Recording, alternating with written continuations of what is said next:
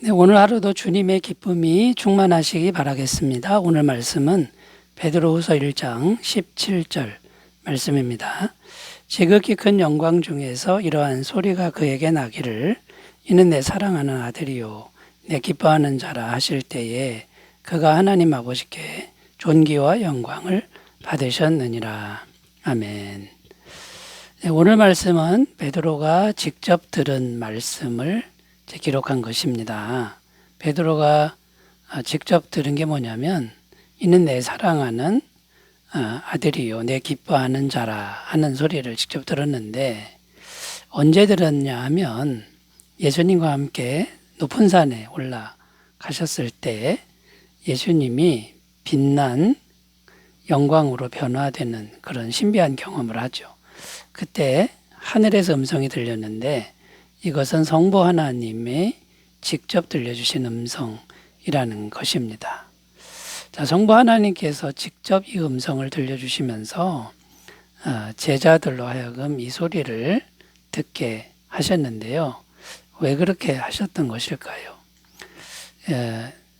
성부 하나님의 의도는 뭐냐면 제자들로 하여금 예수님이 정말 하나님이 기뻐하시는 분이니 그분의 말씀을 잘 듣고 잘 순종하라라는 그런 의미에서 들려주셨다라는 겁니다.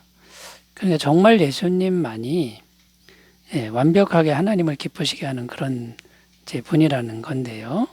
예수님이 어떻게 하셨길래 하나님이 정말 기뻐하셨는가 여기에 초점을 맞추고 이런 주제로 오늘 말씀의 은혜를 나누도록 하겠습니다.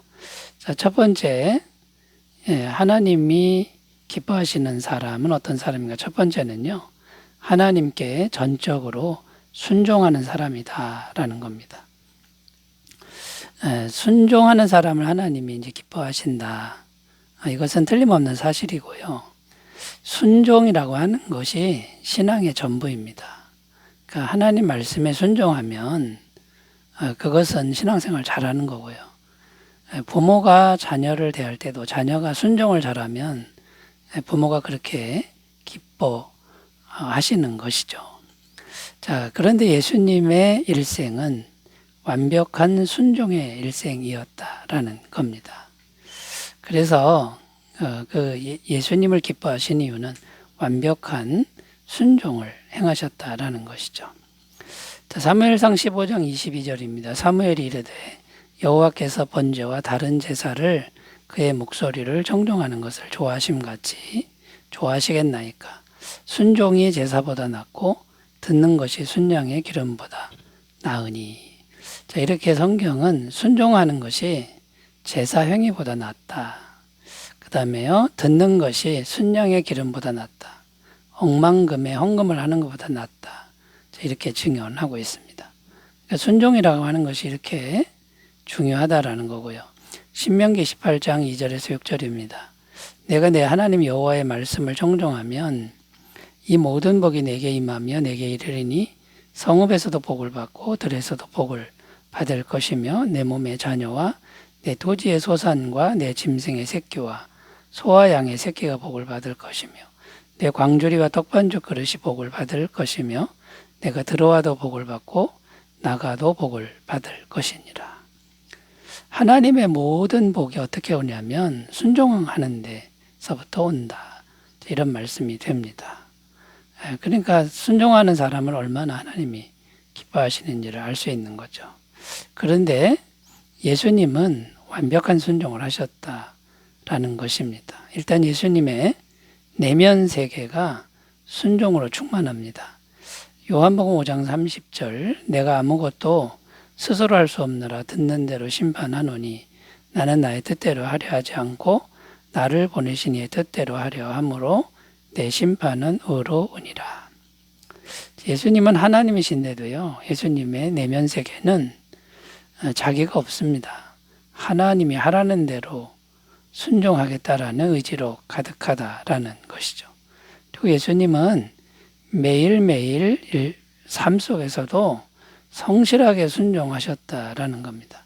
마가복음 1장 35절 새벽 아직도 밝기 전에 예수께서 일어나 나가 한적한 곳으로 가사 거기서 기도하시더니 예수님은 하나님이신데도 매일 성부 하나님께 새벽 기도하는 일상을 사셨다라는 겁니다.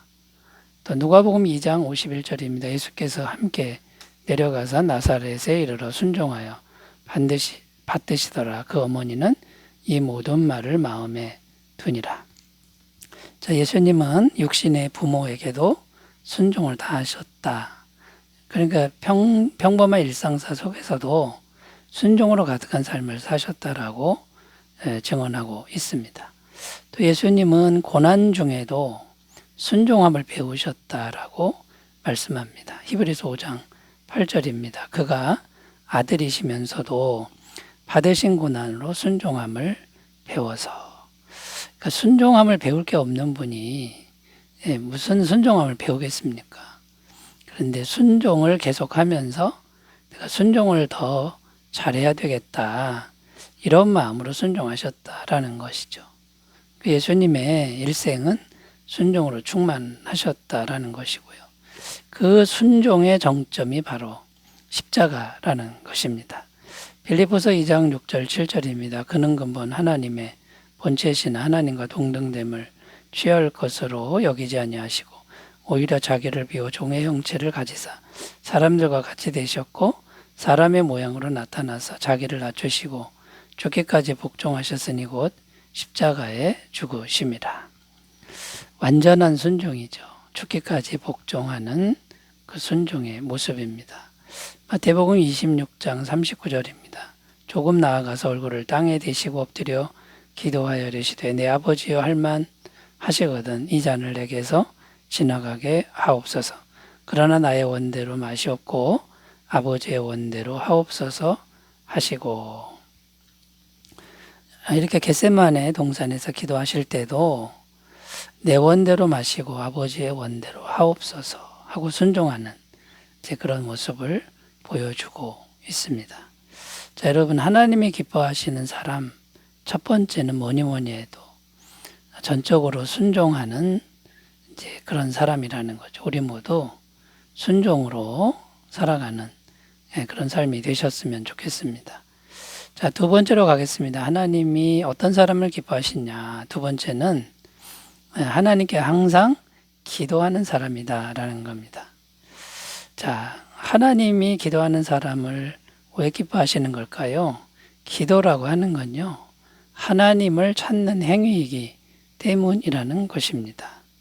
하나님은 하나님을 찾는 것을 기뻐하신다라는 것이고요. 하나님을 찾지 않으면 어떻게 됩니까? 그게 바로 죄의 상태인 것이고요. 하나님을 찾지 않는 상태가 죄의 상태인 거고요.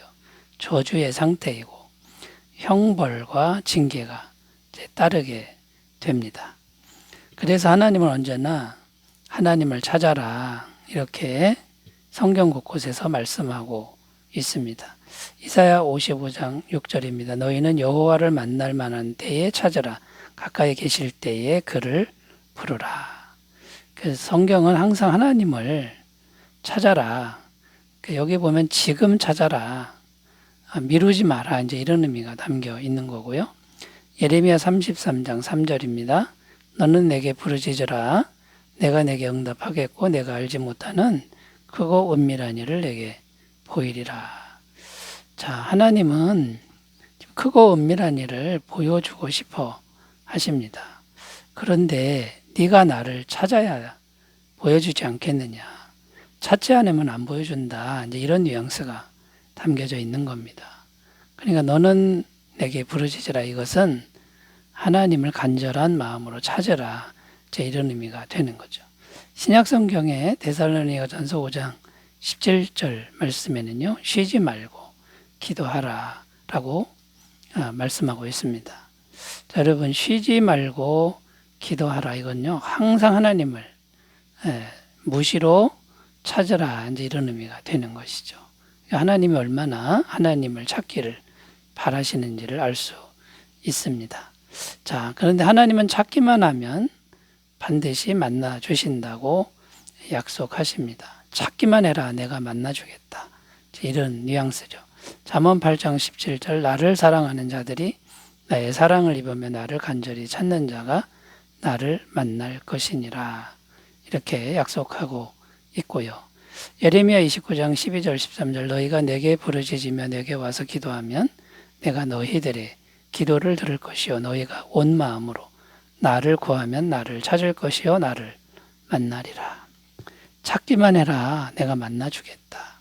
이런 약속의 말씀이 많다라는 겁니다. 자, 기도하면 하나님은 만나주시고 왜 만나주시죠? 넉넉한 은혜를 주시기 위한 겁니다. 은혜 주시고 싶어 합니다. 이걸 기뻐한다라는 것이죠. 마태복음 7장 11절 너희가 악한 자라도 좋은 것으로 자식에게 줄 알거든 하물며 하늘에 계신 너희 아버지께서 구하는 자에게 좋은 것으로 주시지 않겠느냐. 좋은 걸 주고 싶다. 좋은 걸 주는 게 내 기뻐하는 뜻이다. 이게 하나님의 마음인 것을 굳게 믿고 항상 기도하는 삶이 되시기 바라겠습니다. 자, 세 번째 어떤 사람을 하나님이 기뻐하시냐면요. 하나님을 항상 증거하는 사람을 기뻐한다 라는 겁니다. 자, 하나님을 증거하는 사람을 왜 기뻐하실까요? 자녀가 부모를 자랑스러워하면 부모가 얼마나 기쁘겠습니까? 이제 그런 의미라는 것이죠. 마태복음 10장 32절 33절 누구든지 사람 앞에서 나를 시인하면 나도 하늘에 계신 내 아버지 앞에서 그를 시인할 것이요 누구든지 사람 앞에서 나를 부인하면 나도 하늘에 계신 내 아버지 앞에서 그를 부인하리라.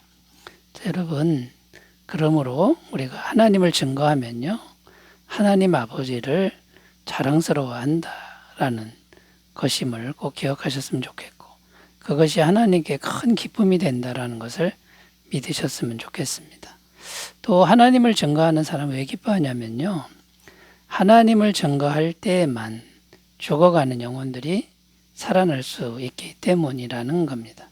로마서 10장 14절 15절 그런즉 그들이 믿지 아니하는 이를 어찌 부르리요 듣지도 못한 이를 어찌 믿으리요 전파하는 자가 없이 어찌 들으리요 보내심을 받지 아니하였으며 어찌 전파하리요 기록된 바 아름답도다 좋은 소식을 전하는 자들의 발이여 함과 같으니라. 복음을 전하지 않으면 하나님 증거하지 않으면 구원받을 길이 없다라는 것입니다. 그래서 예수님은 승천하시기 전에 복음을 전파하라고 당부하셨습니다. 마태복음 28장 19절 20절 그러므로 너희는 가서 모든 민족을 제자로 삼아 아버지와 아들과 성령의 이름으로 세례를 베풀고 내가 너에게 분부한 모든 것을 가르쳐 지키게 하라. 볼지어다 내가 세상 끝날까지 너희와 항상 함께 있으리라 하시니라. 복음을 증거하는 곳에는 항상 너희와 함께 하시겠다라는 약속인데요. 얼마나 그것을 기뻐하시면 그렇게 하시겠습니까? 자, 여러분 우리 모두 순종과 기도와 복음 증거를 통해서 하나님이 기뻐하시는 사람이 다 되시길 바라겠습니다. 기도합니다. 하나님 아버지 우리가 하나님이 기뻐하시는 사람이 되게 하옵소서. 예수님의 이름으로 기도드립니다. 아멘. 은혜 충만하시기 바라겠습니다. 감사합니다.